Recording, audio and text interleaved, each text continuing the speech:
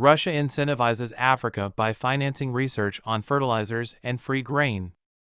Donated grain shipments from Russia are set to start arriving in Africa in the coming days, providing a new boost to Russia's efforts to increase its influence on the continent. During a Russia-Africa summit in St. Petersburg in July, President Vladimir Putin pledged to provide 6 African nations with strong ties to Moscow with free grain.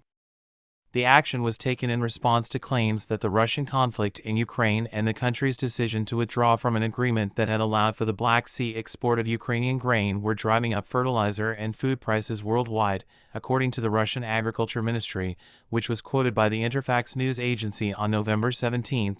The first recipients will be Somalia and Burkina Faso, and the shipments will reach 200,000 tons by the end of the year. According to Putin's July announcement, the Central African Republic, Zimbabwe, Mali, and Eritrea will all receive grain shipments ranging from 25,000 to 50,000 tons. That is a negligible portion of their total caloric intake. The U.S. and its allies attempted to isolate Russia after its invasion of Ukraine, but Russia is now trying to forge closer ties with African nations through increased trade and the deployment of Wagner mercenaries to support unstable governments. In contrast to China's $282 billion in bilateral trade with the continent in 2022, its $18 billion was a pittance, ensuring its continued marginalization. Attempts to debunk the idea that food price increases were mainly the result of Moscow were presented at a conference in Cape Town on Sunday by research funded by a foundation established by former South African President Thabo Mbeki.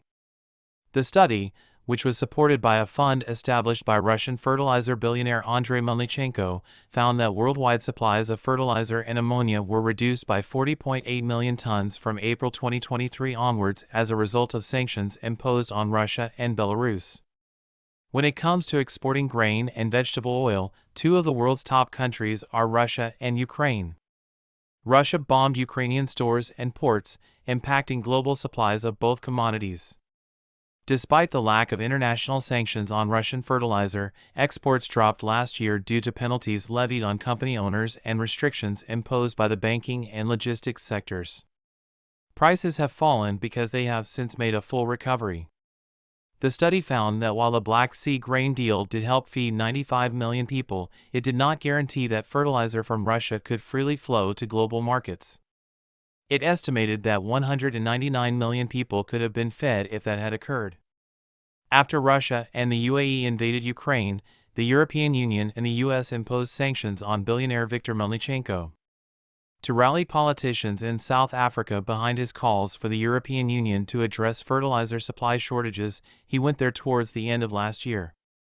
Some of South Africa's most important trade partners, including the United States, have criticized Pretoria for taking a non-aligned position on the conflict in Ukraine.